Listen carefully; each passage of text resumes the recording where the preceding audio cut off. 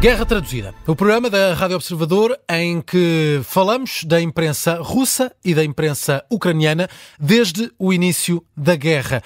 Guerra que faz esta semana 2 anos e por isso, no episódio de hoje, vamos falar precisamente dessa data, 2 anos deste conflito em solo ucraniano. Temos connosco a jornalista Diana Rosa.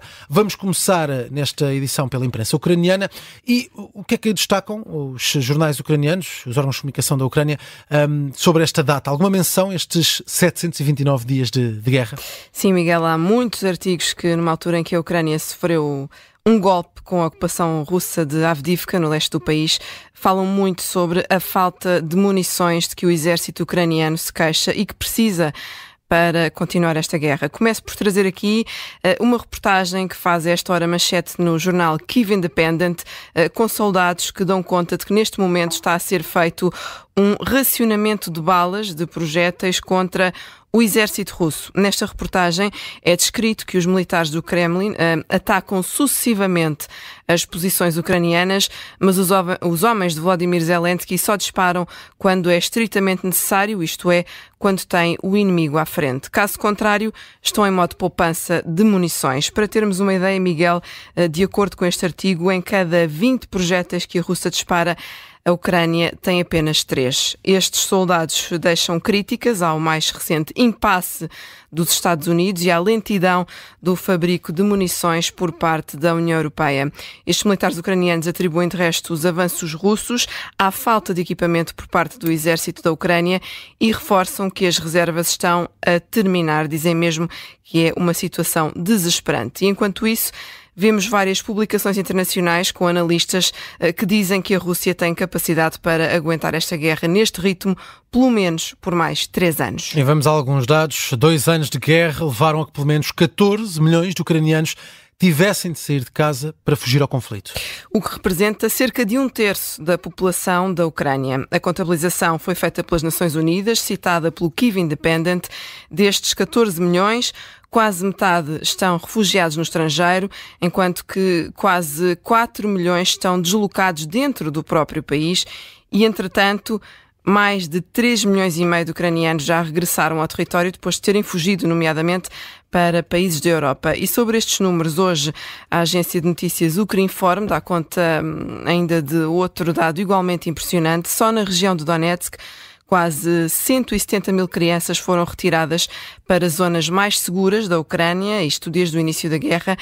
Nesta região do leste do país, há 2 anos, viviam cerca de 2 milhões de pessoas. Agora, este número diminuiu 4 vezes, são cerca de 500 mil. De sublinhar ainda que, nesta altura, cerca de 40% da população ucraniana precisa de apoio humanitário. É isso que refere a Agência Internacional para as Migrações.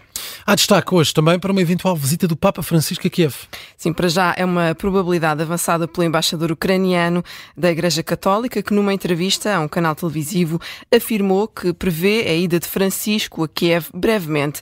Andriy Yurash diz de resto que a Ucrânia tem repetido este convite a Francisco regularmente. Para o embaixador católico, a visita do Papa vai acontecer mais tarde ou mais cedo, até porque o próprio pontífice já tinha afirmado que está disposto a deslocar-se à capital ucraniana se também puder visitar Moscovo, a capital da Rússia. O conflito faz 2 anos amanhã e a União Europeia aprova mais um pacote de sanções à Rússia. Estamos no 13º pacote de sanções. É isso mesmo. E esta é uma notícia que está naturalmente em destaque em vários meios de comunicação ucranianos, nomeadamente na agência Ukrinform. Este 13º pacote de sanções acordado entre os 27 Estados-membros impõe restrições a mais de 100 de pessoas e quase 90 organizações russas, em particular na área da defesa. De acordo com a informação divulgada, esta medida tem como alvos principais os setores militares e lá está da defesa, incluindo entidades envolvidas no fornecimento de armas desde a Coreia do Norte à Rússia. Estão incluídos ainda funcionários judiciais, autarcas e pessoas responsáveis pela deportação ilegal e reeducação militar de crianças ucranianas. Algumas das entidades responsáveis pelo apoio direto ao exército russo estão localizadas na Índia, também no Sri Lanka, China, Sérvia, Cazaquistão, Tailândia e na Turquia. Têm ajudado a Rússia a contornar as restrições ao comércio com a compra de componentes que servem para investir na campanha militar contra a Ucrânia. Os Estados Unidos também acompanham sanções.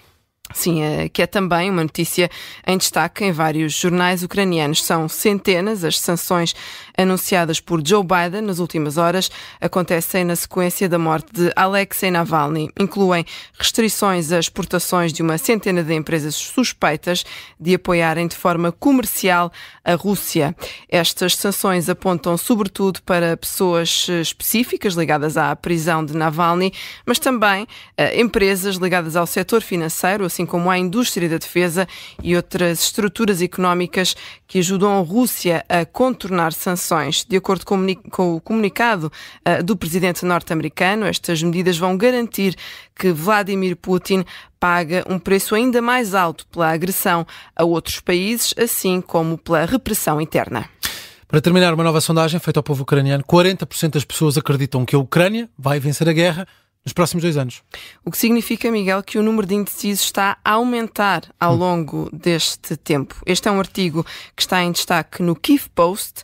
A pesquisa foi realizada pelo Centro Razumkov, que é o Centro Ucraniano de Estudos Económicos e Políticos. Os residentes do lado ocidental da Ucrânia são os mais otimistas, enquanto que na zona oriental desce o número de pessoas que acreditam na vitória ucraniana. Uma sondagem feita há um ano dizia que 50% acreditavam que a vitória seria conquistada antes do final de 2023. Agora, entre aqueles que estão confiantes na vitória, apenas 20% acreditam que será alcançada até ao final deste ano. Há aqui vários fatores nesta pesquisa, nomeadamente no que diz respeito a quanto tempo vai demorar até que a Ucrânia vença esta guerra, mas pelo menos 15% da população já perdeu a esperança e acha mesmo que Kiev não tem hipótese. Certo é que há 2 anos, quando esta guerra começou, tanto a Rússia como a Ucrânia esperavam as respectivas vitórias mais cedo.